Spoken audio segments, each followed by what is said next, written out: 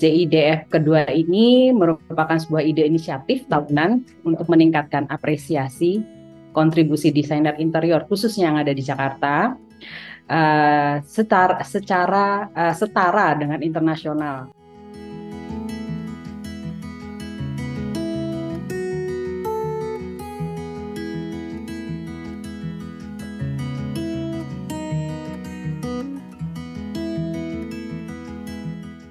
Kita akan membahas Road to JIDF HDI Jakarta dan apa aja sih nanti yang akan di-share sama para narasumber kita, dan ikuti terus sampai akhir karena ini akan sangat menarik talk show kita hari ini karena membahas salah satu exhibition event atau mungkin salah satu event gitu yang diadakan oleh HDI Jakarta.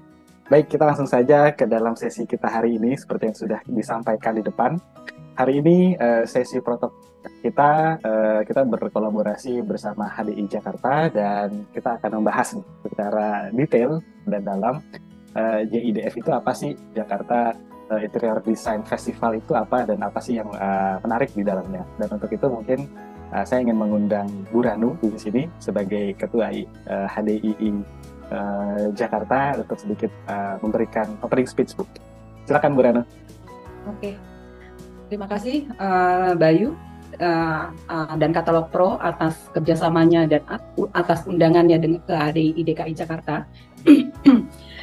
Road to JIDF ini berangkat dari sebuah ide dengan judul The Establishment of the Collaborative Space.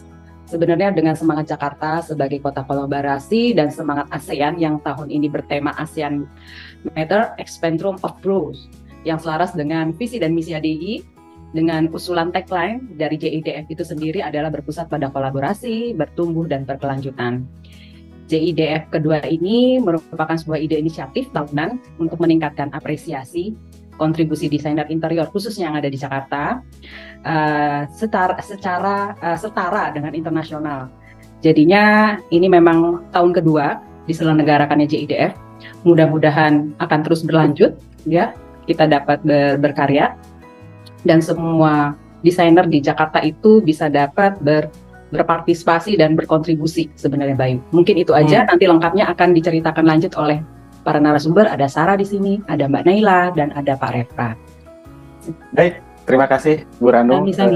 Singkat, jelas, dan padat. Nah, ini makanya kita pengen tahu lebih jelas JIDF ini apa sih gitu, dan apa sih nanti kegiatan di dalam. Nah, seperti yang tadi Bu Ranu sudah sampaikan, Bapak Ibu dan teman-teman sekalian, di sini kita sudah kehadiran para narasumber nih. Jadi ada interior desain muda, ada yang senior, praktisi-praktisi gitu yang juga nanti akan sharing mengenai pengalamannya khususnya tentang JIDF ini. Jadi saya akan memperkenalkan. Jadi kita ada 3 narasumber hari ini. Jadi hari ini kita akan ngobrol bareng bersama Mbak Sarah. Beliau adalah Junior Interior Design dan juga panitia JIDF 2023. Selamat siang Mbak Sarah. Siang Mas Bayu, siang semuanya. Oke, terima kasih sudah mau sharing di sini ya Mbak Sarah ya. Iya tadi. Oke, dan juga di sini kita kehadiran senior kita nih. Di sini ada Bapak Muhammad Refra Jaya, panggilannya Pak Refra ya Pak ya? Iya, siap. Selamat siang. Dan Pak Refra ini adalah Principal Studio 1 dan juga beliau adalah Studio T, Mas. Studio T, sorry, Studio T. Dan juga beliau adalah, nih saya ngomongnya boleh mantan atau ex ya Pak? Bebas. Dan beliau adalah juga mantan Ketua HDI Pusat periode 2010-2012, betul ya Pak Refra ya? Iya. Oke, terima kasih Pak Refra. Dan juga terakhir di sini kita juga kehadiran Bu Naila, Bu Nai di sini yang juga akan sharing tentang pengalamannya dan juga tentang JIDF. Selamat siang Bu Nai. Siang Mas Bayu, siang semua. Dan beliau adalah Principal dan Founder dari Design Partners Indonesia dan juga pengurus dari HDI Jakarta periode saat ini ya, Bu Nai. Pusat, Mas Bayu. Pusat. Oke, baik. Jadi terima kasih sekali lagi para narasumber dan sekali lagi bagi Bapak Ibu dan teman-teman sekalian, apabila ada pertanyaan silahkan nanti dituliskan di kolom chat terlebih dahulu dan nanti kita akan bacakan, atau nanti di akhir diskusi silahkan baca kata audionya kalau misalnya ada pertanyaan yang mau diberikan secara langsung. Baik, kita langsung saja masuk ke dalam pembahasan kita hari ini. Kita akan membahas secara detail apa sih JIDF itu, dan kebetulan hari ini kita kehadiran Mbak Sarah di sini sebagai panitia dari JIDF 2023. Dan yang ingin saya ulik di sini adalah JIDF itu apa sih, Mbak? Dan apa sih yang menariknya dari JIDF ini di 2023 ini? Mungkin bisa di-sharing, Mbak Sarah? Iya, terima kasih ya buat Mas Bayu, buat Katalog Pro yang udah mensupport HDI Jakarta, terutama khususnya buat rangkaian acara JIDF ini. Terus juga permisi Bu Naila, Pak Refra, Bu Ranu, dan juga para senior-senior yang saya lihat ada di Zoom meeting ini. Jadi ya buat mempersingkat waktu ya, perkenalkan saya Saradina. Jadi saya mau sharing terkait JIDF dan JIDF tahun ini tuh sebenarnya tuh gimana nantinya. Jadi JIDF itu sendiri merupakan annual event yang dilaksanakan oleh HDI Jakarta yang bertujuan untuk merespons perkembangan desain dari tahun ke tahun. Nah, tahun ini kita itu disupport juga oleh pemerintah DKI. Dan kebetulan tahun ini tuh kita mengangkat tema The Establishment of Collaborative Space. Nah, jadi itu kita mencoba untuk mentranskripkan interior design itu bukan cuma sekedar ruangan yang ditata untuk memenuhi kebutuhan manusia, tapi kita juga mencoba mentranskripkannya itu menjadi sebuah melting pot, dan juga collaborative space. Makanya judul tahun ini itu berupa The Establishment of Collaborative Space. Nah, collaborative space sendiri itu banyak ya yang terkait di dalamnya itu supaya dia menjadi collaborative space. Tidak hanya interior, design, dan designer, tapi juga melibatkan government, product, inclusivity, community, culture, need, daily, arts, dan juga para akademisi dan tentunya para media juga. Nah, kemudian untuk memenuhi kebutuhan dan mentranskripkan tema ini, jadi kita pada tahun ini punya rangkaian acara yang diantaranya itu ada Wonders Works dan juga Talks and Walks. Jadi kalau Wonders Works itu merupakan pameran karya yang mana itu kita melibatkan para profesional dan juga para desain studentnya terutama yang di lingkup Jakarta. Dan kalau Talks and Walks itu kita nanti akan menghadirkan Creative Talks dan juga Design Talk, dan juga kita akan roadshow ke beberapa partner kita tahun ini. Gitu. Ini ya kurang lebih penjelasannya tadi. Terus kemudian JIDF tahun ini itu berlangsung selama 1 bulan, yakni dari tanggal 8 Agustus sampai tanggal 8 September. Yang mana dari dalam 1 bulan itu kita tidak hanya pameran karya tadi, tapi juga ada Talks and Walks ya. Ini beberapa agenda-agenda yang perlu dicatat buat teman-teman yang mau hadir di acara-acara kita nanti gitu. Jadi untuk pembukaannya itu di tanggal 8 akan dilaksanakan di Pacific Place. Terus juga esok harinya itu kita punya Talks and Walks.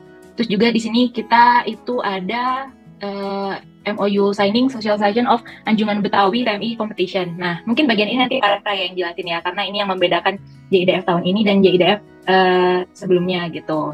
Terus juga ini teman-teman bisa lihat ya ada beberapa agenda dari bulan Agustus hingga bulan September, dan penutupannya itu sendiri nanti kita di tanggal 8 September gitu.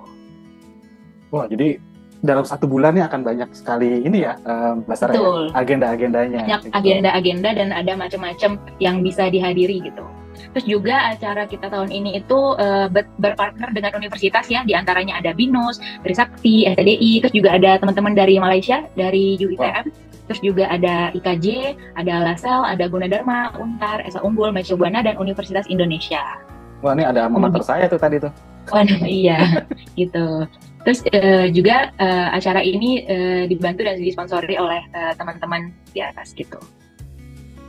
Terus juga itu aja sih dari saya sebenarnya, ditunggu banget kehadirannya dari tanggal 8 Agustus hingga 8 September 2023 di Pacific Place dan di venue-venue yang udah saya sebutkan tadi, gitu sih. Wah, sangat menarik ya, Mbak Sarah ya. Ini ya kita tahu Pacific Place area yang cukup hits di Jakarta, khususnya di Jakarta Selatan. Jadi mungkin teman-teman atau Bapak Ibu yang Mbak-Mbak dan Mas-Mas SCBD ini bisa mampir ke sini nih berarti. Nah, iya betul. Tadi di depan Bu Ranu sudah sampaikan JIDF ini adalah JIDF yang kedua ya Bu Ranu ya, gitu. Jadi berarti sudah kali kedua JIDF ini diadakan di Jakarta gitu. Dan terus yang menarik lagi Mbak Sarah, tadi kan berarti akan ada kolaborasi antara mahasiswa, student gitu ya, sama profesional gitu. Jadi saya pengen sedikit tanya nanti polanya itu akan kayak gimana, Mbak? Biasanya nanti teman-teman yang masih mahasiswa itu akan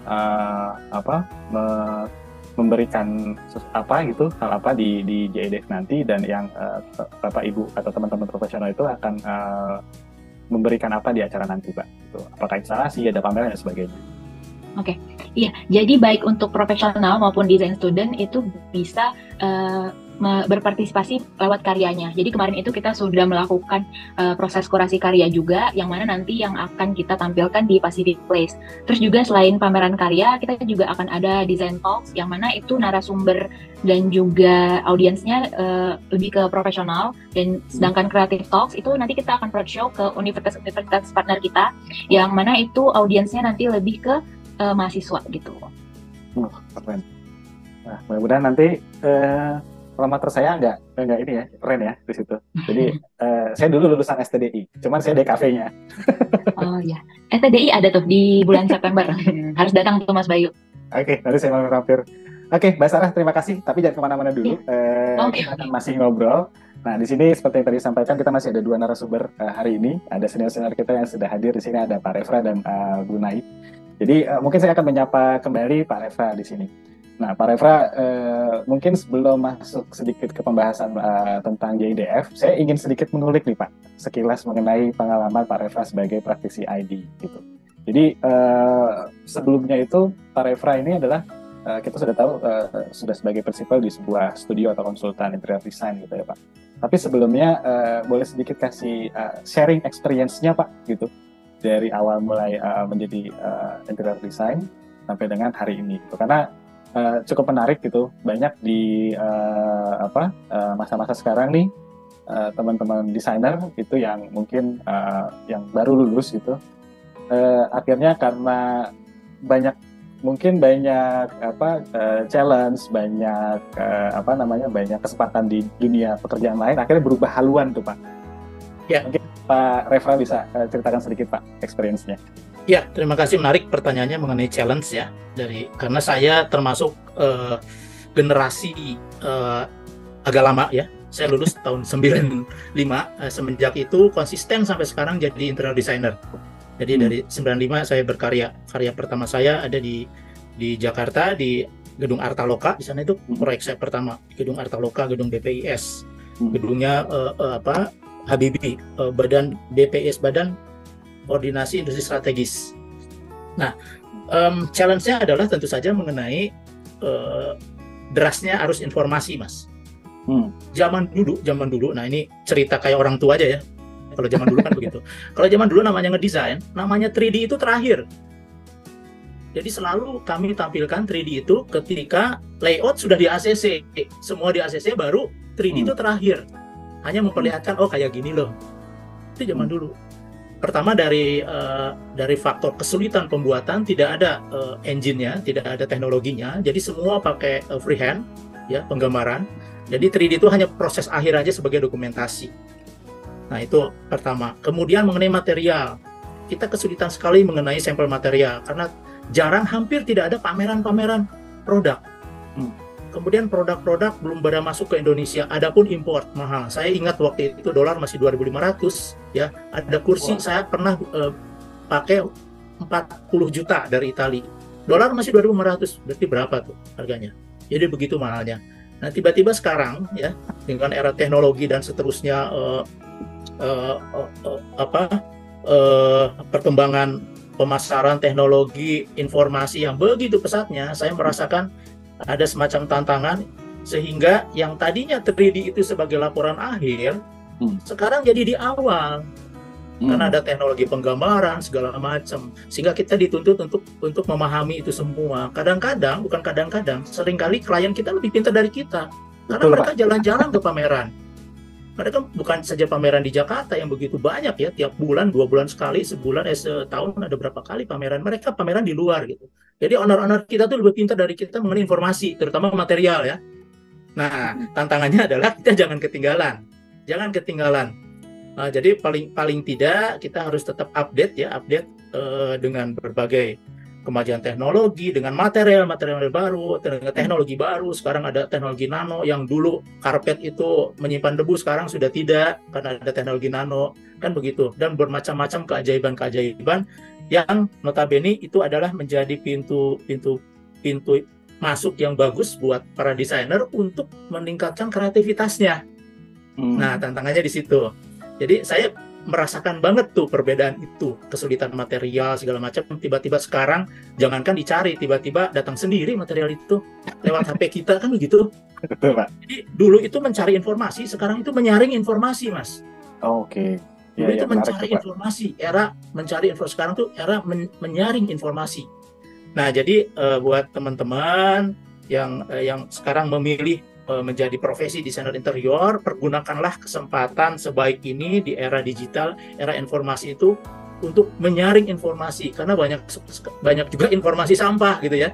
Banyak informasi sampah ketika kita bekerja, tiba-tiba masuk informasi yang nggak jelas gitu, memboyarkan fokus, kreativitas kita jadi terhambat, padahal waktu tenggat kita mengerjakan proyek kan terbatas gitu ya. Nah, itu tantangan lain dari kemajuan teknologi. Seperti sekarang tiba-tiba ada telepon masuk ke saya gitu kan nih, telepon barusan masuk, muncul di layar, tiba-tiba WA muncul, ada iklan apa, saatnya kita menyaring informasi. Okay. Saya kira itu, Mas, kalau ditanya mengenai challenge, tantangan masa dulu sampai sekarang. Nah, Pak, saya jadi menarik tadi Pak Refra sempat sampaikan adalah tools gitu ya. Zaman dulu tuh bagaimana kita susah untuk mungkin dari segi mendesain informasi gitu. Mungkin saya mau tanya sedikit mengenai yang toolsnya nih, Pak, gitu. Berarti kalau dulu kan mungkin Pak Refra bisa dibilang desainer periode awal lah gitu, Pak. Itu kan pasti cukup terbatas teknologinya ya, Pak. Tadi Bapak bilang sempat berarti pakai freehand gitu. Jadi menurut Pak Refra itu kemampuan manual kita untuk mendesain sketching atau mungkin menuangkan ide kita dalam bentuk manual terlebih dahulu sebelum kita masuk ke dalam sistem gitu. Sekarang udah banyak, ada 3D, ada macam-macam gitu, Pak. Itu masih harus dikuasai juga nggak, Pak, oleh teman-teman interior design saat ini, Pak? Ya, keren pertanyaannya. Ini wajib nih kalau para akademisi, para pendidik hadir saat ini. Menggambar freehand itu tangan tidak semata-mata untuk melatih kepekaan kita ya, dari image visual ke image otak, tapi juga itu adalah merangsang kreativitas otak kanan kita. Kan dengan tangan bergerak, menari gitu ya. Kalau bayi itu merangkak, itu merangsang kreativitas otak gitu. Jadi tidak semata-mata melatih kepekaan 3D-nya perspektif, tapi merangsang otak dengan menggerakkan tangan. Nah, sehingga saya setuju kalau ada universitas atau perguruan tinggi yang menyimpan pendidikan CAD ya gitu ya di akhir, bukan di awal semester. Jadi di semester keberapa deh gitu, ketiga atau keempat, karena itu tools gitu. Tools itu operator, otaknya sebenarnya ada di kepala kita gitu, bukan di toolsnya. Tools nggak bisa jalan kalau nggak ada otak yang menggerakkan. Nah, otak itu bisa menggerakkan kalau kita latih, salah satunya dengan menggerakkan tangan. Nah, kalau sampai ke sana, jadi harus kita pahami, jadi bukan segala-galanya untuk tools itu, karena hanya sebagai, namanya juga tools kan, alat gitu, seperti hanya kalkulator. Orang harus tahu konsep perkalian itu, tanpa kalkulator harus tahu 2 kali 3, 2-nya ada 3 gitu. Harus tahu tuh anak-anak, bukan langsung pencet tools di kalkulator. Nah, saya kira itu jawaban saya, Mas. Kalau anak sekarang 1 tambah 1 aja bisa, bukan 2, Pak, bisa 3, bisa 11 gitu, Pak. Ya, apalagi ada jari matika kan, perkalian 9 lipat 7 63, 9 kali 6 54 kan gitu, 9 kali 5 45. Ini konsepnya nggak dapat mereka karena ada jari matika. Perkalian berapa ada, bisa gitu. Oke. Baik, Pak Refra, terima kasih atas sharingnya, Pak. Jangan kemana-mana dulu juga gitu, karena kita masih panjang ngobrolnya. Dan mungkin di sini saya juga akan menyapa Mbak Naila di sini. Mungkin teman-teman atau Bapak Ibu yang berprofesi sebagai interior design sudah cukup mengenal beliau. Mbak Nai, halo, selamat siang, Mbak Nai. Siang. Mbak Nai, nah ini mungkin sedikit melanjutkan pertanyaan dari Pak Refra ya, Mbak. Nah, interior design itu kan memang profesi yang kita akan banyak berhubungan dengan kategori pekerjaan lain gitu ya. Nah, pertanyaan saya sebenarnya sejauh apa sih kolaborasi seorang desainer itu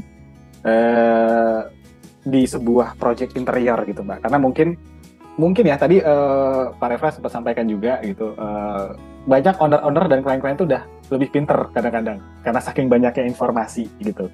Nah, bentuk kolaborasi yang seperti apa sih, Mbak, di dalam sebuah project interior design itu, Mbak? Oke. Pertanyaan yang menarik karena zaman sekarang nih zamannya emang team working ya, sama collaboration.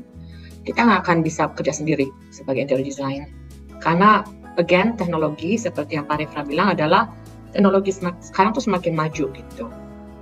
Mau bicara apa? Mau bicara soal lighting bisa di hospitality atau di retail, di kantor untuk conference room dan lain-lain. Itu pun lightingnya juga sekarang udah khusus. Apakah kita perlu specialist lighting? Tidak semua project perlu. Kadang-kadang sebagai dasar kita juga perlu mengetahui, ataupun kita bisa bekerja sama juga dengan lighting ya. Jadi dengan lightingnya, dengan sensornya, apalagi kita ada beberapa project, saya tidak perlu saklar, saya cuma perlu sensor aja. Jadi kalau masuk, lightingnya langsung masuk, langsung nyala gitu. Nah, hal-hal kayak gini nih yang memang kita perlu tahu. Ada teknologi baru, ataupun screen yang semakin membesar, screen yang semakin touch screen, apalagi yang smart screen dan lain-lain gitu. Dan zaman dulu kan kita taruh dinding, kita taruh TV. Nah sekarang TV-nya kita harus tahu dulu nih barangnya, kita harus tahu dulu sistemnya. Jangan tiba-tiba, ini yang paling sering adalah orang AV selalu datang. Nah, kalau kita bicara screen kan AV ya, audio video ya, itu kan banyak banget alat-alatnya, peralatannya. Terus biasanya tuh klien tuh tidak tahu, itu terakhir aja, tinggal pasang. Taunya habis itu dibongkar tuh semuanya, dibongkar karena perlu kabel data ya. Waduh, sampai ke server dari ujung ke ujung, buka lagi plafonnya. Nah, dengan ini dalam tahapan desain kita juga perlu tahu kita perlu bekerja sama dengan siapa dari awal gitu, supaya di dalam desain secara keseluruhan itu sudah terinput, apakah itu dari MEP, AV, lighting, AC yang spesial, dan satunya lagi ya, sebenarnya tuh kita pun sebagai interior design, itu kan kerjaannya grafik, atau itu kan di luar kita. Menurut saya sih jangan ya, kalau kita mau satu desain yang secara keseluruhan, itu kita juga bicara, entar kalau ada dinding kosong atau tema dari restoran ini kita mau pakai apa ya grafiknya, udah punya sense of grafiknya, warnanya, walaupun bukan secara detail atau kita yang mengerjakan, bisa aja setelah itu kita bisa advice atau kita kasih idenya ke anak grafis, dan konsultan grafis yang meneruskan desain itu. Kita bicara di situ adalah signage juga, jangan lupa signage. Dan kalau kita bicara sekarang biofilik dengan tanaman yang masuk ke dalam interior, ya kita harus bicara soal, kita juga harus bicara tanaman, cara maintenance-nya, dan lain-lain. Jadi di sini nih kita bukan dari kayak zaman dulu ya, cuma interior, arsitek, sipil, udah gitu. Ini banyak lagi di belakangnya. Dan itu kalau bisa jangan dipikirkan belakang, walaupun mereka pasangnya di belakang, dari depan udah didesain juga, udah direncanakan juga. Berarti sebagai seorang desain interior, berarti kita juga memang harus terus mengupdate kemampuan kita ya, Mbak ya. Karena tadi Mbak Nai sampaikan, pasti kita akan banyak berkolaborasi dengan kategori pekerjaan lain gitu, kayak tadi ada mungkin specialty lighting, atau mungkin nanti akan berhubungan sama landscape, kayak gitu-gitu ya, Mbak ya. Betul sekali. Apalagi sekarang ruang-ruang khusus yang kita juga perlu tahu, green room. Apakah green room itu? Jadi ada klien yang tiba-tiba, saya mau sosmed, konten sosmed saya dibuat di mana? Di green room. Ada juga beberapa klien yang menyatakan dia mau hologram. Nah hologram, walaupun ada ruangannya, walaupun idenya sudah ada, dikerjakan, didesain, tapi habis itu berhenti. Tapi yang memang arahnya ke situ, hologram common. Masa sih kita harus juga mengetahui soal hologram? Ya udah saatnya. It's teknologi, semakin lama semakin maju. Jadi memang intinya harus kita terus update kemampuan kita gitu ya, Mbak Nai. Nah, masih ke Mbak Nai. Jadi ini mungkin saya akan sedikit sudah masuk ke pembahasan mengenai JDF juga nih, Mbak. Nah, ini kan sebagai desainer gitu. Profesi desainer itu kan bukan profesi yang kita bisa dalam tanda kutip menjual jasa kita secara komersil gitu ya, Mbak. Kita punya etika untuk tidak seperti itu gitu. Nah, pasti yang jadi salah satu cara kita bisa memperlihatkan karya-karya kita adalah event-event seperti JDF ini gitu kan. kita bisa sharing tentang karya kita, membuat mungkin instalasi dan sebagainya. Nah, dari pengalaman Mbak Nay sendiri gitu, seperti apa sih Mbak desain yang menarik di sebuah pameran exhibition gitu ya Mbak? Dan apa aja yang perlu dipersiapkan biasanya? Ya, desainer kan punya ini ya ciri khasnya. Saya jagonya atau saya memang di komersial atau saya di corporate atau saya di retail. Masing-masing itu memang punya ciri-ciri dari atau memang, dan ada juga yang beberapa konsultan yang mengerjakan semuanya. Tapi tetap saja mereka punya plus point, apakah itu di health, di rumah sakit dan lain-lain.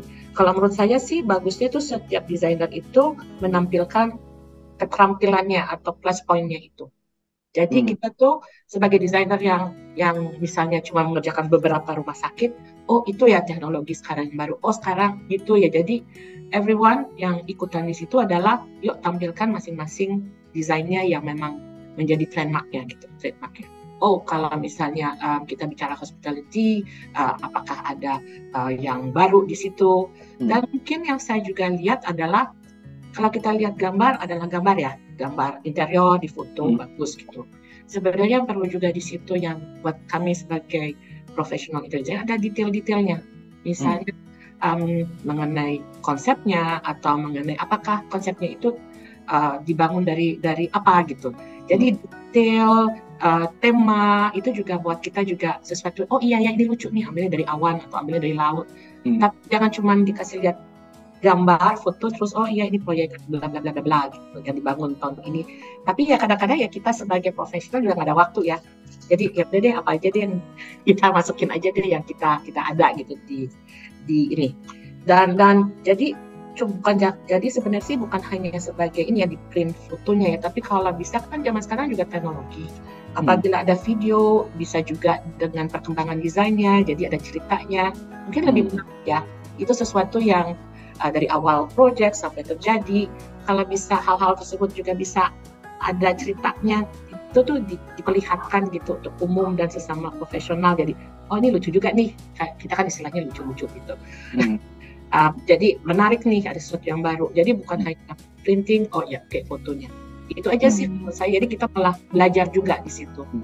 Berarti kita juga harus menunjukkan karya kita yang dipamerkan gitu ya. Nggak hanya cuman sudah dalam bentuk jadi gitu ya, Mbak. Kalau bisa mungkin sedikit di-sharing tentang historinya, mungkin ada sedikit cerita di balik dari desain yang kita tampilkan ini, kurang lebih kayak gitu ya, Mbak Nay. Mungkin ya malah detail-detail khusus gitu, kayak ada feature yang khusus atau ada tema Indonesianya, tapi dibuatnya bukan tempelan, tapi ada ide dengan tambahan teknologi, lighting dan lain-lain.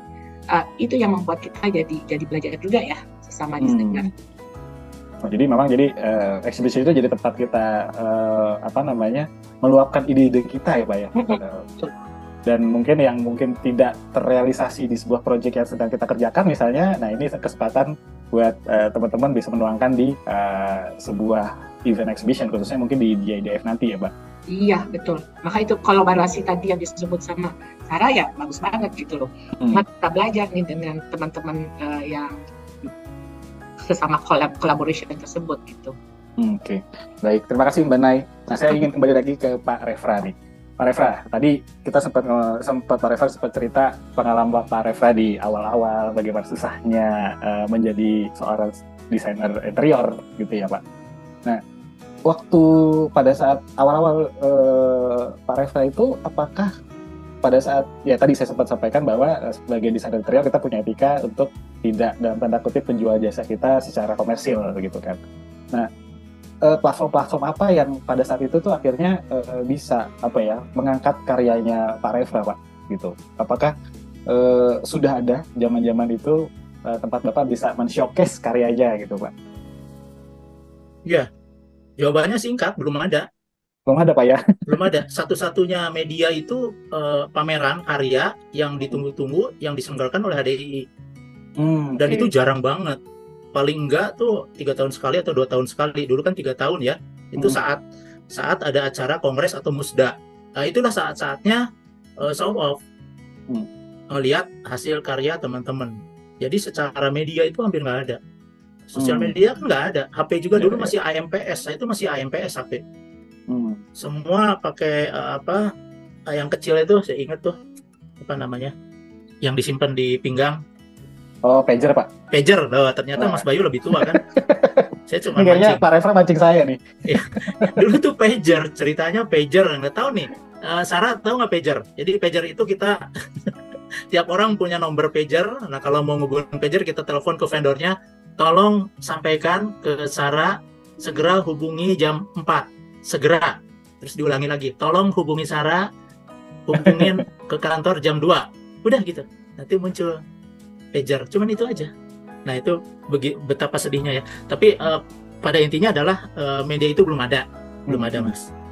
Berarti menurut Pak Refra tuh sejauh apa sih Pak sebuah event exhibition itu seperti JDF ini ya bisa mengangkat karya seorang interior design gitu Pak? Iya, sebetulnya kalau yang saya lihat ini bukan hanya mengangkat interior design, karena kita harus ada lihat teori triple helix ya, antara pemerintah, akademisi, dan profesional, bahkan plus gitu, triple helix plus media. Jadi kita muncul bersama stakeholder gitu, nggak cuma membajukan para profesional, para akademisi juga, tadi disupport sama berapa 12 university, kemudian media, kemudian pemerintah. Saya kira kita harus bersama-sama dalam hal ini, dan ini kita lihat ada di JIDF gitu, bahwa JIDF ini baru muncul sekarang. Saya kira tidak ada kata terlambat, karena saya lihat di kota-kota besar di dunia itu sudah ada namanya Design Week ya, di London, di Jepang, di Paris gitu ya. Nah, Jakarta sudah saatnya membuat event seperti Jakarta Design Week ini. Nah, ini udah arahnya ke sana gitu. Bahkan kita kan menggandeng dinas ya dalam pemerintah dalam ini. Jadi stakeholder ini maju bersama gitu, nggak cuma dari segi profesional. Jadi event ini sangat ditunggu-tunggu kalau buat saya sih. Apalagi acaranya sebulan ya Pak, dan itu itu dia. Nah, sebulan itu saya lihat kalau ini nanti dilakukan per tahun ya jadi event tahunan, ini malah jadi tujuan wisata. Mungkin Mbak Nay tahu kita bisa mengagendakan ke Paris ya jauh-jauh hari gitu, karena memang tiap bulan itu ada Design Week. Tiap bulan ini di London ada Design Week gitu kan. Jadi tujuan wisata, orang bisa mengagendakan akan datang ke Jakarta tiap bulan apa gitu.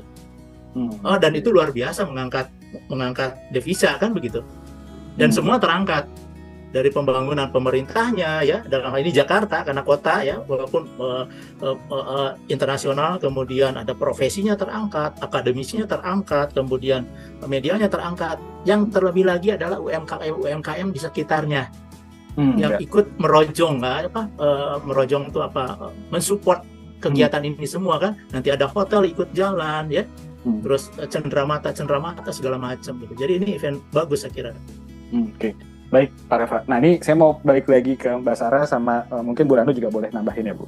Saya tertarik pemilihan tempatnya gitu. Jadi dari 1 bulan ini dari 8 Agustus nanti sampai 8 September kan mungkin terpusat tetap di Pacific Place gitu. Cuman ada tempat-tempat lain kayak tadi ada beberapa showroom mitra, terus ada tempat-tempat lain gitu. Itu yang menjadi pilihan agenda acaranya gitu. Ya. Kalau selain Pacific Place itu tentunya kita kan mau ngasih kesempatan ya buat para kolaborator kita gitu. Jadi biar bisa saling sharing juga, biar semakin banyak yang lebih tahu tentang partner kita sendiri. Karena kan memang interior design itu nggak bisa berdiri sendiri ya, seperti katanya Bu Naila dan Pak Refra tadi. Jadi kita perlu knowledge tentang teknologi, produk A, produk B gitu. Makanya kita mau mensupport itu sih sebenarnya. Makanya nggak cuma di Pacific Place, tapi kita adain beberapa tempat dan bisa jalan-jalan juga. Karena judulnya juga Jakarta Interior Design Festival. Jadi kita berusaha mengitari Jakarta gitu dari Pacific Place gitu. Keren. Mohon maaf mungkin tadi koneksi saya agak terputus. Jadi suara saya agak terputus tadi ya Mas Sarah ya. Tadi saya sempat tanya awalnya adalah poinnya satu dulu di Pacific Place. Kenapa akhirnya Pacific Place yang menjadi kayak center point-nya gitu untuk acara JIDF ini? Iya, jadi kan seperti yang kita tahu ya, si Pacific Place ini lumayan mudah buat dijangkau, letaknya di pusat kota, terus juga deket transportasi umum, dan walaupun kita tuh interior design festival, tapi kita sangat welcome ya buat para desain entusias, terus juga para ya non designer, karena memang ini kita tuh berusaha juga mengenalkan interior design ke halayak ramai gitu. Jadi kita mencoba mencari tempat yang nyaman dan juga tuh bisa dijangkau oleh semua kalangan dan juga akses gitu. Berarti memang intinya JIDF ini nggak hanya untuk kalangan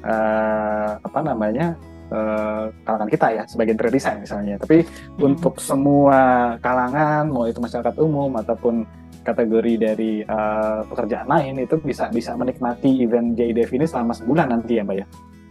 Iya, kalau yang acara pamerannya itu sangat terbuka ya Mas ya, buat semua pihak. Tapi kalau misalnya yang talk show-nya itu, yang Talks and Walks, itu karena ada keterbatasan tempat juga. Jadi mungkin buat yang tertarik ikut, mungkin bisa langsung reservasi aja gitu. Kita juga sebenarnya ya buat umum juga gitu. Tapi ya karena keterbatasan, jadi ya cepet reserve tempatnya gitu. Nah, jadi itu diingat Bapak Ibu dan teman-teman sekalian, jadi kalau mau ngikutin itu dari tanggal 8 Agustus sampai September, itu yang pada saat sesi diskusinya atau talk show-nya itu memang perlu ada registrasi ya Mbak Sarah ya. Tapi pada saat di Pacific Place itu akan dibuka terus, berarti dari 1 bulan dari 8 Agustus sampai 8 September. Nah, nanti yang akan ditampilkan di Pacific Place itu apa saja Mbak di JIDF nanti? Ya, jadi kalau di Pacific Place itu nanti kita nampilin pameran karya yang sudah terbangun oleh para desainer profesional, yang mana itu tuh kita kemarin nampilin udah milih beberapa kategori ya, mulai dari residential, hospitality, terus juga office. Nah, sebenarnya juga itu tuh kita memperkenalkan ideal space itu gimana sih gitu per kategori itu tuh gitu. Nah, tapi gimana sorry? Ya, yang mana kan maksudnya tiap karya itu kan nggak langsung jadi kan ya, nanti di sana juga bisa tahu gimana spesifiknya gitu, ceritanya gimana gitu. Oke, berarti nanti di Pacific Place itu kalau saya atau Bapak Ibu dan teman-teman yang hadir saat ini mau datang, itu area exhibition-nya di JIDF ini di Pacific Place itu area mana aja Mbak? Dari lantai berapa? Gitu? Kemarin kita itu nanti 2 lantai ya, di ground floor sama lantai 3 lantai. Ground floor lantai 1 sama lantai 2 ya. Oke. Nah itu nanti gimana tuh? Teknisnya ada di selusur jalan di Pacific Place itu, atau nanti akan ada space tersendiri untuk JIDF? Iya. Jadi tuh ntar teman-teman kalau datang ke Pacific Place itu di lantai dasar itu di sampingnya Busaba ya Bu ya? Kalau nggak salah ya. Ya. Terus nanti teman-teman bisa langsung explore ke lantai di atasnya, lantai 1 sama lantai 2 gitu. Gitu. Jadi berarti dari lantai ground sampai lantai 2 itu nanti kita akan banyak ngelihat instalasi-instalasi karya dari para peserta JIDF itu ya. Dan ada section dikhususkan nggak sih? Tadi kan kita lihat ada mahasiswanya, ada juga praktisi profesionalnya gitu. Apakah nanti sectionnya dicampur gitu Mbak Sarah?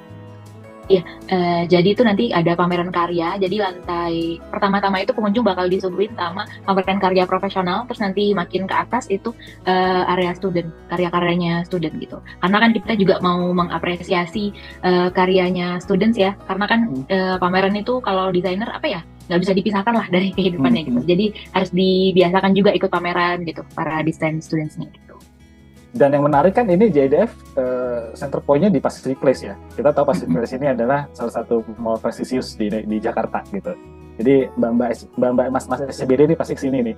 Terus dan yang namanya exhibition pasti kita akan biasanya di hall atau di exhibition hall gitu atau ballroom gitu ya. Nah ini apakah memang sengaja disetting seperti itu Bu Ranu, Mbak Sarah gitu, agar juga bisa ngeblend dengan tenan-tenan yang lain gitu kan? Karena kita tahu di mall itu mungkin space-nya akan banyak terpakai oleh tenan-tenan yang udah ada gitu kan.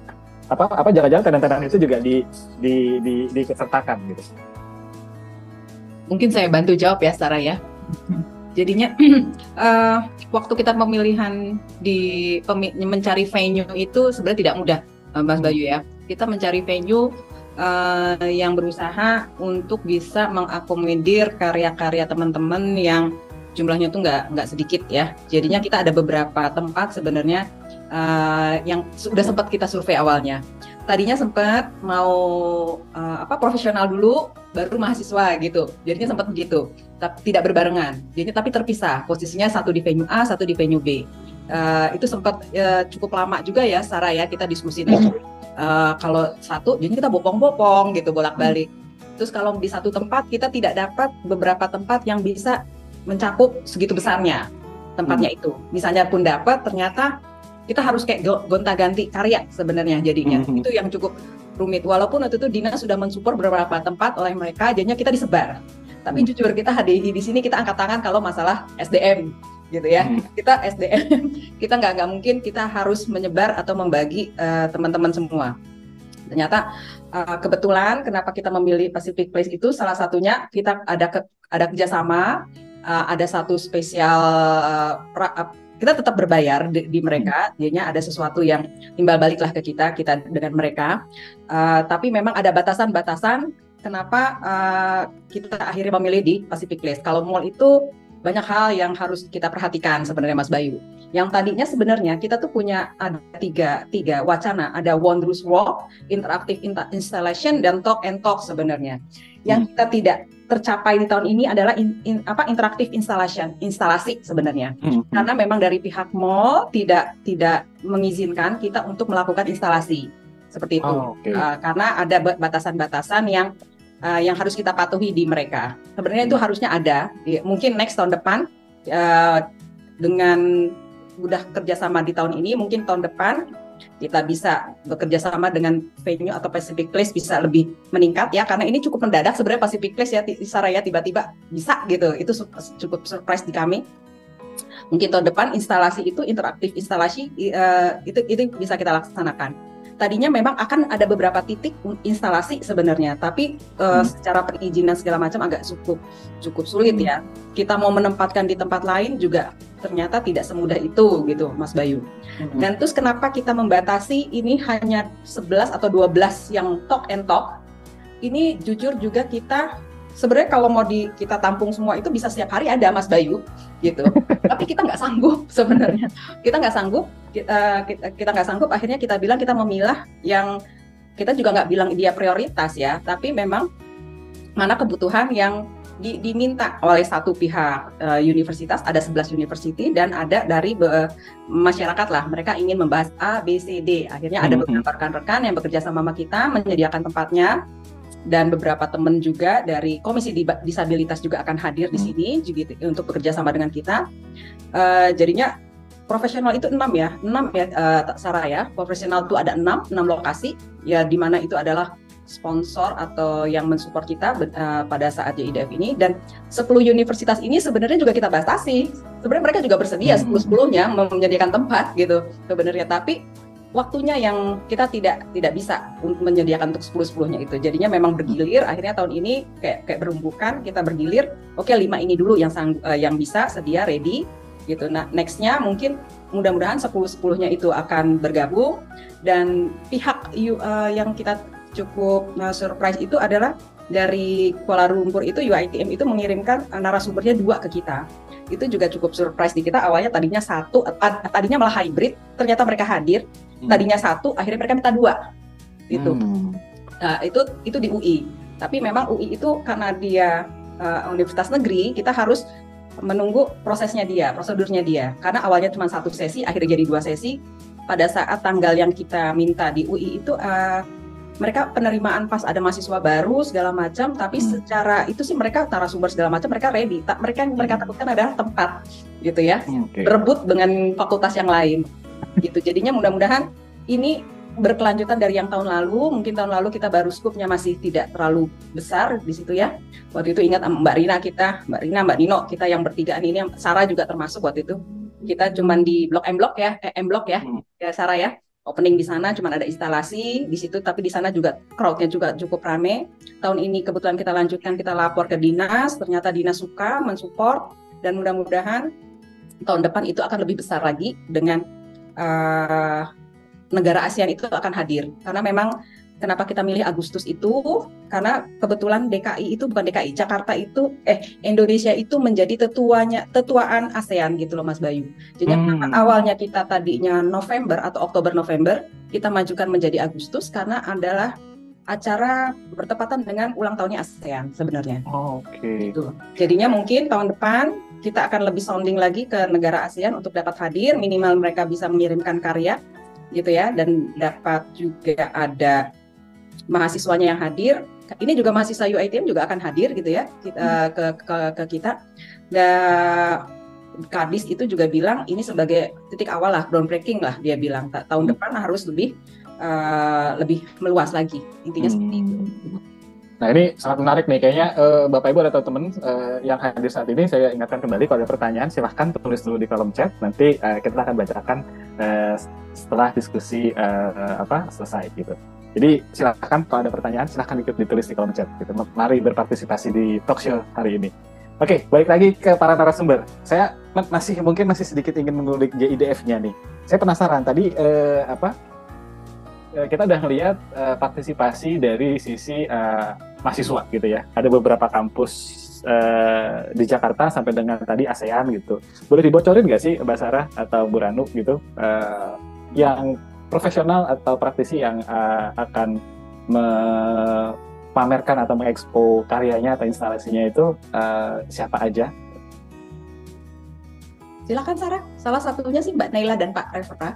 Wah, Iya, salah satunya ada yang terlibat pada Zoom hari ini. wah. Dan pastinya kita itu semuanya bukan 3D ya Pak Bayu ya. Ini semuanya foto benar-benar real yang sudah terbangun. Jadinya bukan gitu ya. Jadinya memang ada jadinya mungkin orang bisa melihat, mungkin belum pernah masuk ke gedung itu atau gimana, atau belum tahu siapa yang bikin gitu ya. Nah itu semua adalah foto real yang ditampilkan di situ. Rata-rata ada konsepnya, ada layout, bercerita. Jadinya semuanya bertutur. Gambarnya itu bertutur. Peletakannya itu ada lantai 1, 2, 3 itu nanti jadinya ada. Pokoknya mantan-mantan ketua itu ada. Gitu ya. Termasuk ada di sini ada karya Burina juga ada gitu ya. Ada, kok nggak salah ada Burina nih di sini. Ada Halo Burina.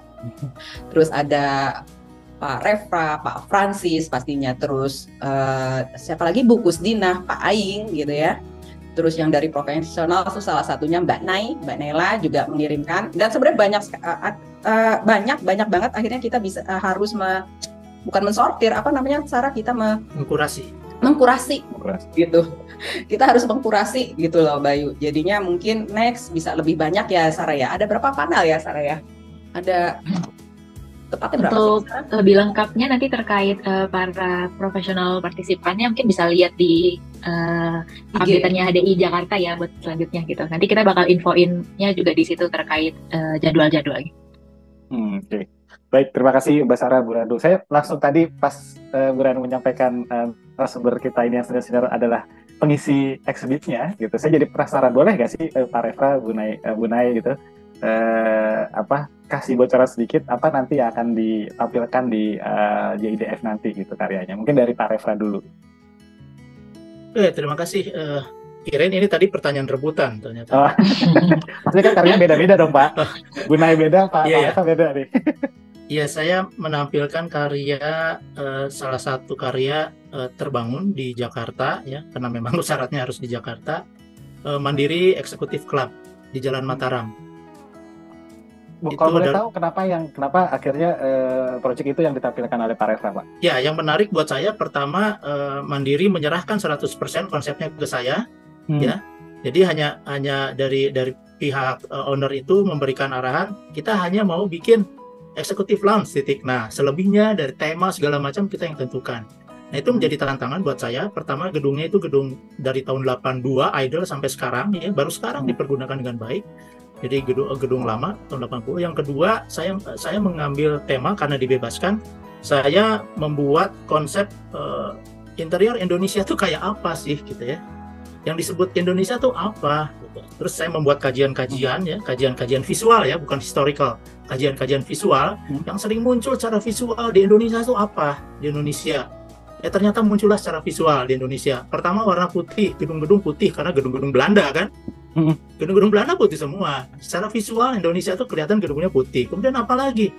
Hampir setiap titik di provinsi dari Sabang sampai Merauke ada batik warna coklat, batik. Saya tampilkan di dalam itu ada batik dari Sabang sampai Merauke. Yang mewakili hanya 8. Jadi ada perwakilannya batik-batik. Kemudian warna apa lagi? Warna-warna mahkota. Di tiap Nusantara selalu ada kerajaan. Nah, warna-warna itu muncul. Nah, sehingga saya memberanikan diri, oke lah, kalau Indonesia secara visual warna-warna itu yang muncul, maka di karya saya itu akan dimunculkan. Jadi secara memori, oh iya ini Indonesia gitu. Ada putih, ada batik, ada golden gitu ya. Mungkin sedikit biru. Nah kemudian mengenai konsep batik itu saya juga harus hati-hati karena batik itu tidak sembarangan ya, karena ternyata batik itu hanya ada beberapa batik yang hanya dipergunakan saat kematian misalnya. Nah loh, kan harus hati-hati, jangan sampai batik yang dipakai untuk upacara kematian kemudian kita tampilkan di acara tempat makan misalnya, ruang makan. Nah sehingga batik-batik itu saya pilih dari Sabang sampai Merauke, saya ambil 8 dari mana, dari Aceh sampai ke Papua ada. Saya lihat konsep-konsep filosofinya. Nah, kita ambil filosofi, kemudian kita masukkan. Nah, yang terakhir perlakuan batik dalam interior. Nah, di interior saya batik bukan hanya sebagai pajangan, tapi hanya sebagai dekoratif fashion gitu ya Pak ya? Tidak, tapi kita masukkan sebagai bagian dari interior. Ke-8 batik itu jadi akustik. Wow. Jadi dibikin profil 3 dimensi jadi akustik. Kemudian batik itu jadi plafon, akustik. Kemudian batik itu jadi lampu, jadi motif lampu gitu. Batik itu jadi secondary skin di belakang. Nah jadi nggak cuman batik itu di kain batik dikasih figura terus digantungkan, itu nggak ada di proyek saya. Jadi semua merupakan bagian dari interior. Nah, itu sebenarnya yang mau saya tampilkan. Tapi kemudian mungkin karena waktu ya, konsep itu tidak saya tuliskan secara detail di sana, tapi secara foto-foto dan ada narasinya. Nah, kemudian mudah-mudahan bisa menangkap konsep saya itu, bahwa batik tidak semata-mata digantung, dikasih figura gitu ya, atau jadi bantal. Nggak ada tuh di bantal batik. Bahkan saya hati-hati juga, motif batik saya nggak pakai di karpet, karena buat saya itu terlalu adiluhung gitu ya. Bahwa batik, ada motif batik itu bukan motif batik adiluhung, tapi menyerupai batik di karpet saya itu. Jadi begitu Mas. Oke. Secara singkat konsepnya. Nah, udah mulai kebayang kan Bapak Ibu dan teman-teman sekalian gitu ya. Ini baru Pak Refra nih. Saya pengen pertanyaannya sama nih sama Mbak Nay. Kira-kira apa Mbak yang kalau boleh di-share sedikit gitu ya, nanti akan ditampilkan di karyanya Mbak Nay di JIDF nanti Mbak. Mohon maaf masih ke-mute Mbak Nay. Oke. Design Partners Indonesia memang proyek-proyeknya lebih ke corporate, commercial. Jadi kita sering mengerjakan perkantoran. Untuk di exhibition ini kita akan memperlihatkan satu kantor pusat perusahaan Danone Indonesia. Wow. Nah, terus kantor pusat ini nanti ada biskuit-biskuitnya nggak Mbak Nay? Nggak ada ya. Ada. Aqua ada kali. Oh iya. Produknya Aqua. Nah, itu yang saya suka tuh dari beberapa klien kami adalah kita selalu bilang nih, ini Danone kan multinational company, ada mana. Jadi kalau kadang-kadang kita lihat di mana nih ya, di majalah atau di office snapshot itu, kadang-kadang tuh kalau kita klik satu brand gitu atau Danone itu tuh kayak nggak ada ini ya, di negaranya itu di mana sih, ini Singapura atau Hong Kong atau jadi nggak ada lokasinya, nggak menunjukkan negaranya yang mereka berada. Nggak ada karakteristiknya karakternya gitu ya, juga. Jadi kalau ada beberapa klien yang menyatakan, oh oke, Danone Indonesia, terasa Indonesianya, wah itu tuh udah seneng nih. Jadi kita bisa bukan ikut guideline harus warna ini, harus pakai ini, tapi kita malah lebih bebas untuk berkreasi. Nah di sini di Danone, enaknya kliennya juga mengajak kita juga untuk kolaborasi dengan artis. Jadi ada beberapa artwork mural. Wow. Yang mural tuh sama artis yang terkenal juga gitu. Jadi mereka punya dananya, mereka memang membudgetkan untuk itu di beberapa tempat yang penting. Jadi bukan cuma gambar-gambar aja, tapi mural by artist, by local artist. Yang satunya lagi adalah commercial. Jadi belinya kursinya merek brand A, B, C, D yang itulah dari luar negeri. Tidak. Malah kami akan memilih brandnya yang rotan. Atau misalnya ceilingnya, pendant lightnya kita buat spesial custom made dari ratan yang bergelombang, yang kena air ya, dari Aqua gitu. Jadi kita ada gelombang dari ratan ini. Pendant lightnya. Jadi kita juga bilang, yuk kita bantu yuk UMKM. Jadi itu bahan-bahannya, jadi bukan furniture-nya juga kita beli di Jawa, kita beli di mana-mana. So, selain tadi juga ada pattern Indonesianya. Jadi selain brandnya mereka yang harus diperlihatkan, kita juga menunjukkan tema Indonesianya. Jadi materialnya almost kalau bisa dibilang adalah localized. Dan waktu itu pas pelaksanaannya pas lagi pandemi, jadi dengan menyeleksi furniture Indonesia juga saya jadi ikut asik nih, kita juga membantu ekonomi nih, dan karena cukup besar ya cukup banyak juga yang dibeli. Jadi itu salah satu yang kita ingin perlihatkan juga. presentasikan. Oke, terima kasih Mbak Nay atas sharingnya. Tadi ini Bapak Ibu dan teman-teman sekalian baru dengar ya ceritanya. Tadi Pak Refra akan menyajikan proyeknya yang apa, Mbak Nay juga. Tadi juga Bu Ranu sempat sampaikan juga ada karyanya juga dari Bu Rina ya, Mbak Ranu ya. Ya, Bu Rina akan juga dipamerkan gitu ya. Nah, jadi untuk lebih jelasnya, berarti jangan sampai ketinggalan nanti datang ke JIDF 2023 semuanya berarti karya-karya itu akan dipampang di Pacific Place ya Bu ya? Ya, betul. Nah, jadi untuk lebih detailnya, menariknya tadi ceritanya Pak Refra karyanya seperti apa mengenai batik dan juga Bu Nay mengenai tadi kantor Danone ya Bu? Ya. Itu nanti akan terlihat tuh di venue di Pacific Place-nya gitu. Dan mungkin balik lagi ke Mbak Sarah dan ke Bu Ranu gitu. Berarti pada saat nanti yang berarti kan ada agenda tadi yang kampus to kampus juga ya Bu Ranu, Mbak Sarah ya. Nah itu nanti agendanya akan lebih gimana tuh Bu? Apakah hanya talk show saja atau juga ada exhibition untuk instalasi atau pameran karyanya juga?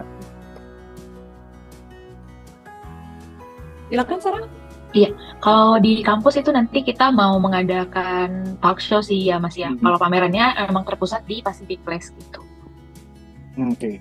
Dan tadi juga saya ngelihat sudah banyak mitra-mitra yang bergabung gitu ya. Nah, sejauh ini mitra-mitra tersebut nanti akan berkontribusinya itu apakah selain tadi sudah ada yang menyediakan tempat gitu, apakah juga mereka juga ada juga menginstalasi atau exhibit beberapa produknya atau di Pacific Place ya tentunya gitu, bukan di roomnya mereka, atau seperti apa nanti bentuk kita bisa melihat produk-produknya mereka gitu. Iya, kalau mitra sendiri nanti ada mitra yang mana produknya itu bakal kelihatan di Pacific Place gitu. Mungkin nanti teman-teman bakal bisa lihat dan notice juga itu. Terus juga kalau misalnya yang lain itu mereka bakal sharing tentang produknya sih di acara-acara talk show-nya gitu. Nah ini pada saat 1 bulan itu acara akan berjalan, itu juga sosial medianya HDI Jakarta itu juga akan terus mengupdate atau nanti ada sesi-sesi hybridnya nggak sih Mbak? Khususnya kalau misalnya kita ada sesi talk show gitu ya.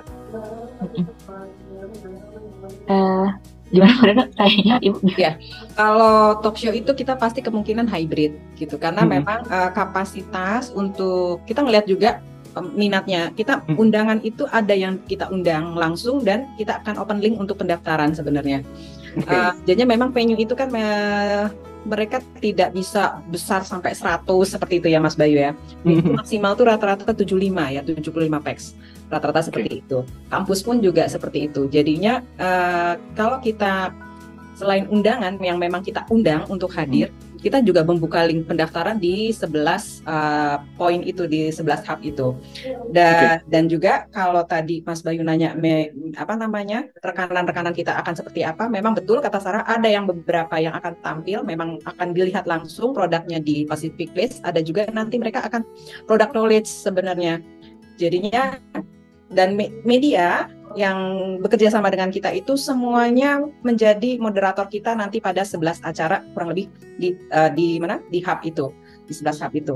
Dan IG itu, sosial media itu udah dari mulai minggu ini sampai H-1 itu akan terus menginformasikan venue di mana, link pendaftaran, siapa aja narasumbernya gitu. Itu akan keluar nanti Mas Bayu semuanya. Oke. Berarti nanti di 11 hub itu termasuk kampus-kampus ya, Bu Ranu ya? Iya, termasuk kampus-kampus. Oke, berarti jangan sampai ketinggalan, dipantau terus IG-nya HDI Jakarta, teman-teman. Jadi berarti kalau PAX-nya, kalau sudah tidak diterima, berarti PAX-nya udah full ya, Bu Ranu ya? Iya, betul. Karena memang kita undangan ternyata pas kita lihat banyak loh. Jadi undangan maksudnya, tapi ternyata yang mau hadir juga ada gitu ya.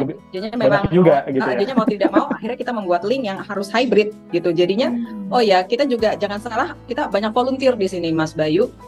Volunteer itu dari 10 universitas ini. Jadinya volunteer itu dari tiap universitas itu bisa mengirimkan 5 atau berapa, rata-rata sih 5 ya, 5 mahasiswa volunteer itu yang akan kita sebar nanti di opening di 11 hub, dan mereka mempunyai job desk masing-masing, tanggung jawab masing-masing. Ada yang menjadi LO-nya, ada yang menjadi di FOH-nya, ada yang menjadi fotografer, ada yang di admin, ada yang pokoknya mereka akan bertugas gitu, rolling mereka.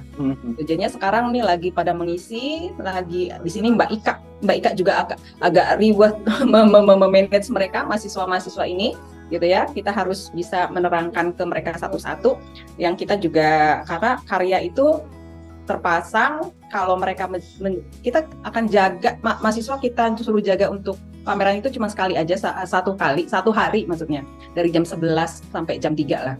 Kita takutnya ada yang nanya tidak bisa menjelaskan, jadinya kita sedang membriefing mahasiswa-mahasiswa ini, menerangkan ke mereka seperti apa, karena lokasinya itu juga kita zonakan gitu ya. Ini ada yang misalnya ada yang senior atau profesional dari F&B, official, jadinya memang kayaknya kita kelompok-kelompokkan itu semua jadi satu gitu Mas Bayu.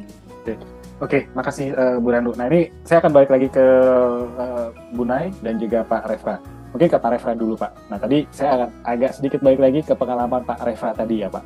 Kan tadi Pak Refra bilang, wah ini platform-platform atau event-event begini zaman saya tuh agak kurang gitu. Berarti menurut Pak Refra Pak, apakah event-event seperti JIDF ini nih sangat bermanfaat untuk membuka link-link baru nih untuk teman-teman interior design, karena yang tadi seperti sampaikan juga bahwa profesi kita kan bukan profesi yang dalam tanda kutip menjual jasa secara komersil gitu ya, dan kemungkinan cukup besar gak sih Pak di event-event seperti ini Pak gitu? Iya, kalau tadi disampaikan sama Bu Nay mengenai kolaborasi itu, kata kunci kolaborasi adalah networking kan. Nah, inilah kesempatan untuk membuat network jejaring. Nah, jejaring itu antara profesional, akademisi, media, ya, industri, dan pemerintah.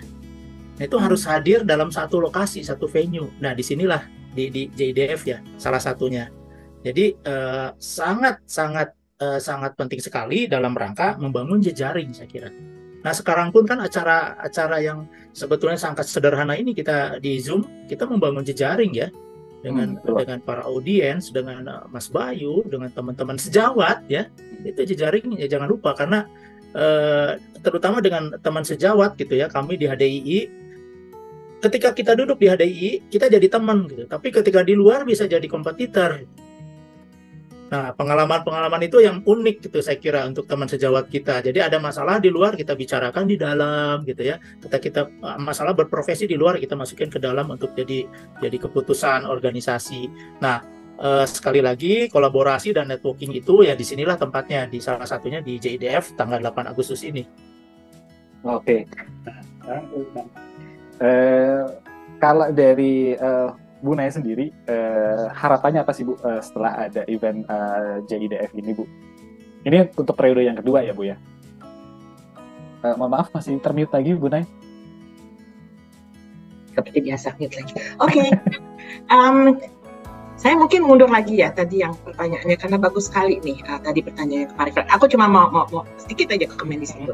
Kita kan sesama HDII ya, selama ini kita jadi HDII PDKI ataupun pokoknya anggota HDII yang kita bicara tuh biasanya acara atau internal kita ataupun misalnya SKA lah atau etik lah, kode etik. Tapi jarang kita membicarakan mengenai kreativitas gitu, hasil karya dari kami sebagai interior designer. Jadi ketika ada satu venue seperti JIDF yang akan ada setiap tahun, itu tempat kita untuk juga, saya juga anggota HDII, tapi saya juga punya karya loh. Ingat loh, saya punya ini loh, desain loh, coba lihat dong gitu. Jadi di sini juga kita tuh dengan adanya acara ini sekarang maupun berikutnya adalah juga mengetahui itu sesama teman kita. Oh, abis itu kan kita mengenal Pak Refra. Oh, ngerjain mandiri nih. Kita lagi ada proyek mandiri gimana ya sama Pak Refra gitu. Jadi kita networking lagi gitu misalnya. Ataupun oh ada hotel. Oh ini kerjain hotel nih, jago nih. Dan buat saya sih jadi satu plus point buat kami gitu. Bukan dikenal sebagai program atau tapi oh iya mereka juga interior design sebenarnya, ada karya. So make it like memang kita adalah anggota HDII, tapi kita juga adalah interior designer dan kita juga punya tempat untuk mengeluarkan desain karya kami gitu loh. desain kami. Jadi ada tempatnya. Iya, ada wadahnya gitu ya Bu ya. Iya, ada wadahnya. Ya, dan mudah-mudahan seperti rencana ini akan berjalan annually ya, Bu Ranu ya, setahun sekali ya. Annual ya. Nah, tadi Bu, kira-kira harapannya apa Bu di JIDF ini Bu? JIDF, oke. Ya tadi networking, ya. Yang kedua malah lebih juga selain karya juga tempat pembelajaran ya, tempat belajar sesuatu yang baru buat kami, supaya kita juga punya ide baru, kolaborasi apakah dengan konsultan lain, apakah dari teknologi atau lighting ataupun macam-macam lah. Jadi apakah juga dari material baru, dan jadinya jadi tempat bukan cuma untuk memamerkan karya, tapi juga untuk tempat belajar. Networking, udah pasti. Tapi ya itu dia dengan creative talk ya.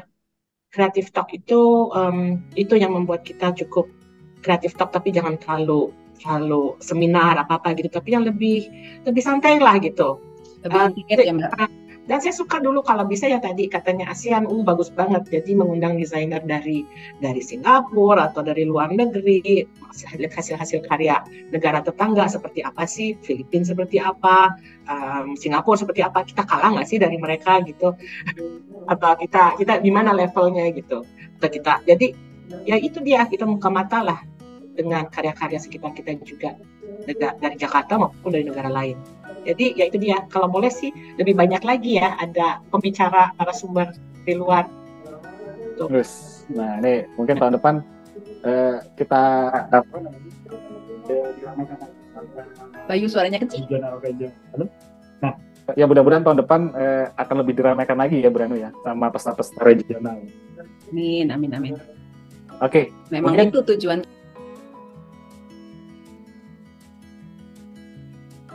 ada pertanyaan dari Pak Hadian Ferdinandus, katanya, halo, perkenalkan nama saya Hadian dan saya seorang desainer. Jadi pertanyaan dari Pak Hadian menanyakan, yang mau saya tanyakan bagaimana cara kita yang bukan dari ibu kota untuk bisa membuat event seperti ini, atau boleh dikasih tahu dikasih tahu nggak bagaimana proses yang dilalui sampai acara itu terselenggara Pak? Gitu. Iya. Saya nih Bu Ranu, oke. Jadi kan Bapak. Ya, jadi terima kasih. Jadi kami itu tergabung dalam satu asosiasi Pak, namanya HDII ya, Himpunan Desainer Interior Indonesia. Saya mohon info apa tadi Bapak penanya ini, background-nya apa? Desainer Pak. Desainer apa? Oke. Mungkin Pak Hadian masih di sini, boleh mengaktifkan audionya Ya. Pak. Maksud saya bisa desainer interior, di daerahnya ada HDII gitu ya, silakan merapat ke sana. Kalaupun misalnya desainer grafis, di daerahnya ada IDEA atau ADGI. Kalau misalnya desainer produk, di daerahnya ada ADPII, silakan. Kalau desainer fashion ada IFC, Indonesian Fashion Chamber, silakan. Jadi banyak sekali asosiasi profesi. Nah, saya kira siapapun Anda ya, seorang desainer apapun bisa merapat di asosiasi di daerahnya dan bersegeralah bergabung menyamakan ide dan membuat acara seperti kami gitu. Saya kira ini bukan sesuatu hal yang mustahil saat ini. Yang perlu digarisbawahi adalah pertama adalah mempunyai visi misi yang sama, yang kedua komitmen. Itu yang harus dipegang. Kita samakan dulu persepsinya antara pengurus ya, asosiasi profesi di daerahnya, sama tujuannya, kemudian komit untuk melaksanakan. Nah, insya Allah jalan terbuka kalau sama dan begitu, Mas. Oke, berarti memang kita harus juga program-program yang kita mau jalan yang masih relate dengan praktisi kita gitu Pak ya. Iya, dan bikin acara yang sekalian besar gitu. Acara sekian besar yang melibatkan semua stakeholder. Dan yang pasti harus dikomunikasikan dengan himpunannya atau asosiasinya gitu ya Pak ya. Betul, jadi apapun komunitasnya sebetulnya saat sekarang itu sangat memungkinkan sekali kita berkumpul 5 orang bisa jadi komunitas gitu. Apalagi asosiasi profesi gitu ya yang punya badan hukum, saya kira. Oke, terima kasih Dan Pak. mungkin saya tambahin juga.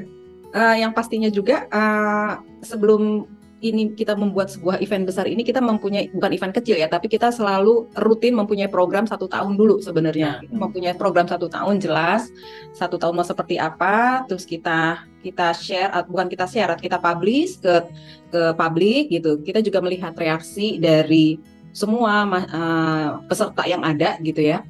Dan kita pun pada saat ini DKI, kebetulan saya di DKI, kita tidak menjual diri sebenarnya ya, tapi lebih sering orang tuh yang menghampiri kita, mau nggak mengajak kerjasama gitu ke DKI. Kadang beberapa kita lihat memang kita mau bekerja sama, tapi pas ngeliat timingnya kurang tepat, kita bilang mungkin tahun depan, seperti itu. Jadinya mungkin dengan mereka percaya dengan program kita yang kita buat jelas gitu ya, feedbacknya baik, akhirnya program orang-orang itu atau apa ya? Mitra ya.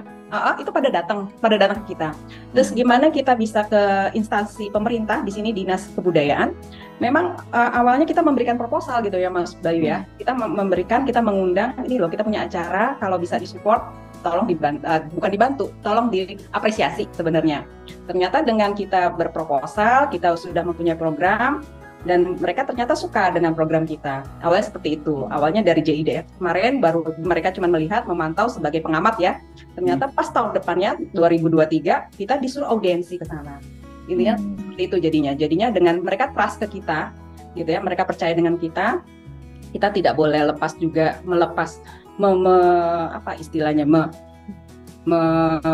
mencurangi, bukan mencurangi apa ya? Meinikan kepercayaan lah. Kita harus bisa terus. Intinya apa sih Sarah, kok jadi susah ngomongnya, kita tetap komit lah ya Sarah ya, komit gitu dengan apa yang kita kerjakan sesuai dengan proposal, jujur gitu loh sebenarnya itu.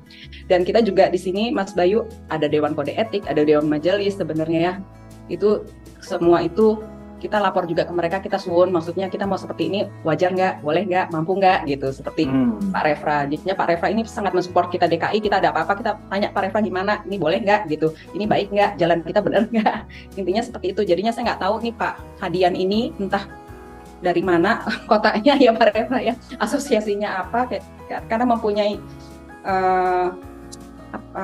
plus minus atau keistimewaannya masing-masing lah sebenarnya gitu Mas Bayu. Mungkin saya menambahkan pertanyaan Pak Hadian Ibu mengenai terkait bekerja sama dengan instansi-instansi terkait gitu ya, nggak hanya cuma dari Pemda misalnya atau government gitu, tapi kan instansi yang lain juga kan mitra. Itu keseluruhan kita ngomongin secara general Ibu, itu prosesnya sampai akhirnya disupport oleh dari sisi instansi pemerintahan atau mitra-mitra yang lain, itu berapa lama Bu waktu itu Bu? Boleh sharing? Wah lama Pak. Pak Refra udah ketawa tuh. Boleh Pak cerita Pak? Ya, jadi gini Pak Bayu, ya secara umum kalau instansi pemerintah itu selalu dikaitkan dengan timing mereka dalam penganggaran. Jadi kita nggak bisa tuh masukin proposal di masa setelah mereka nganggarin. Jadi harus ada timingnya. Nah makanya betul, atau sebelum. Nah itu harus kita komunikasikan ke instansi kapan sebaiknya kita memasukkan proposal supaya bisa dianggarkan. Nah sehingga IJDF yang sekarang tidak full support ya Bu Sarah ya Bu Rano ya, karena masalah anggaran.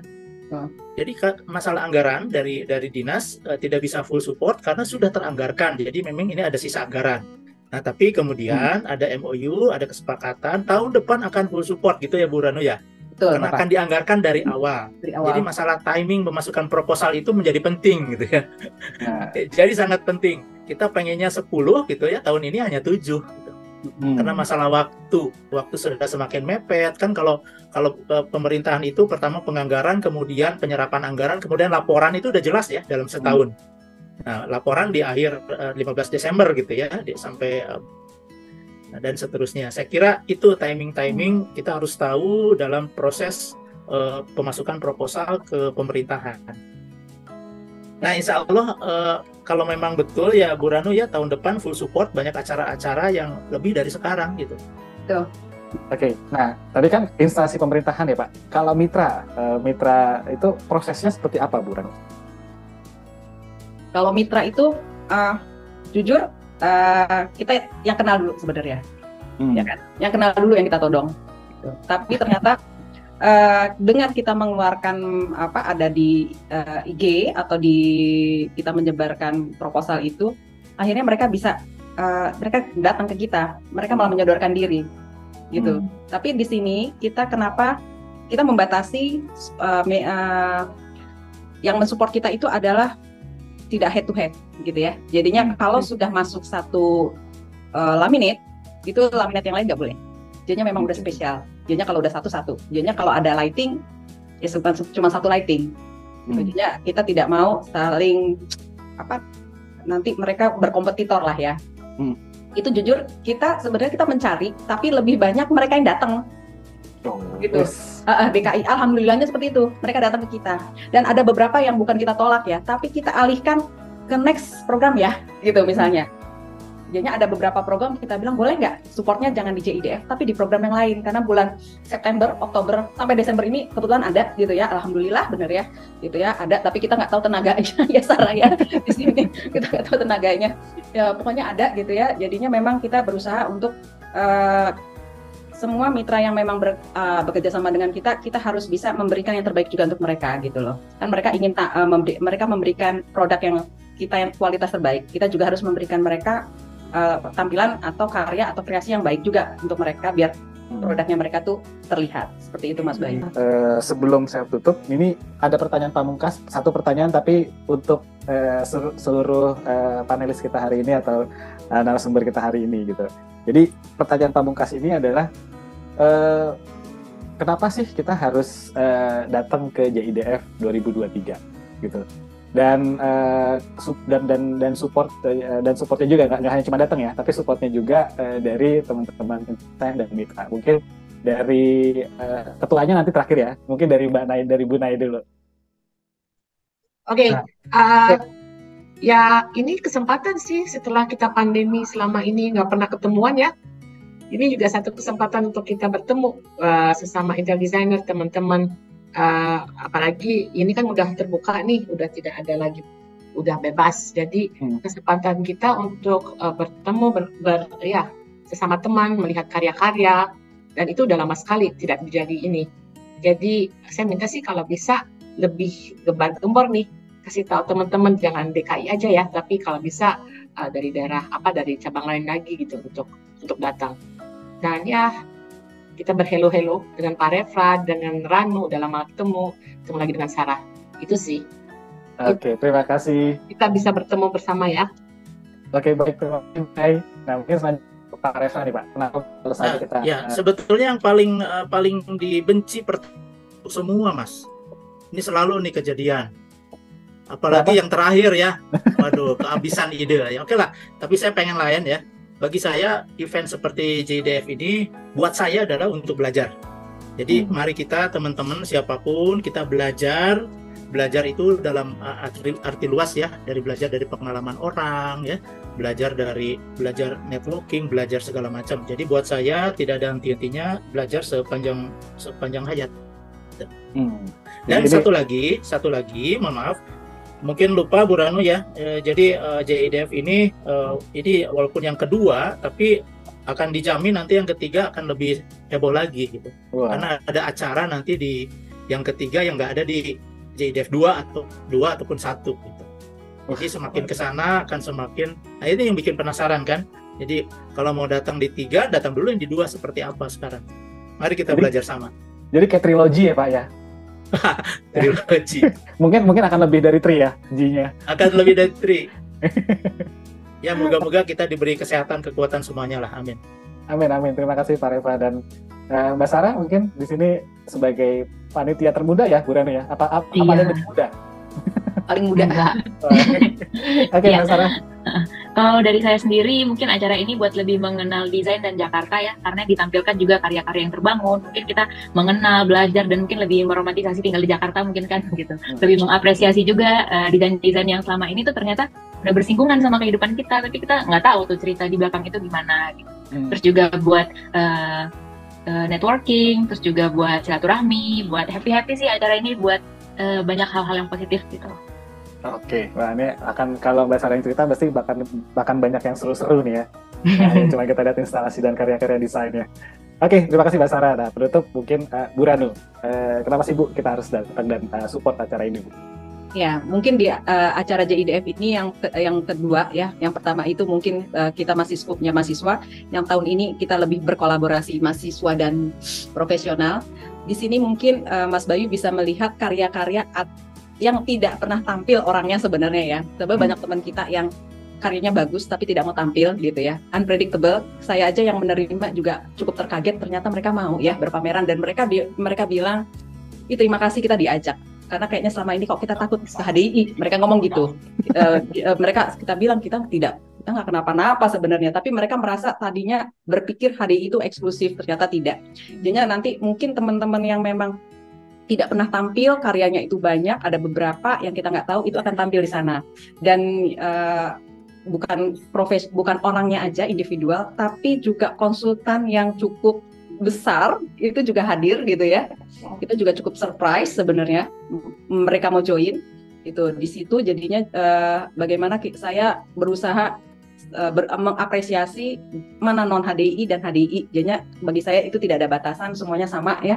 Profesi kita sama, desainer interior. Jadinya kita di sana bisa berkolaborasi, mencari link, mendapat link, menambah teman lagi gitu, bekerja sama, saling bertukar pikiran, karena pas opening itu kita akan dilanjutkan dengan gathering ya, gathering santai. Mudah-mudahan Pak PJ akan hadir atau Pak Kadis ya sepertinya. Jadinya akan santai dari opening dari jam 3 sampai jam 5 sebenarnya kita kasih waktu biar bisa melebur lah semuanya. Begitu Mas Bayu.